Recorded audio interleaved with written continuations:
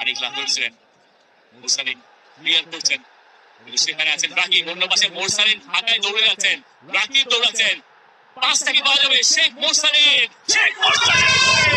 বাংলাদেশ নিয়ে ইন্ডিয়ার এগেইনস্টে স্বপ্নের শুরু লাল সবুজের।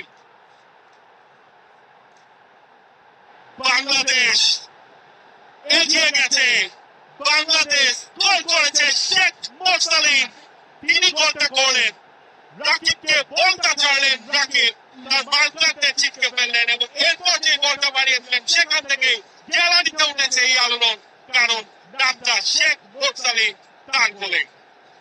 ক্লাসিক কাউন্টার অ্যাটাক এবং সেই দুজন মিলেই কম্বাইন করলেন রাকিব এবং মোরসালিন।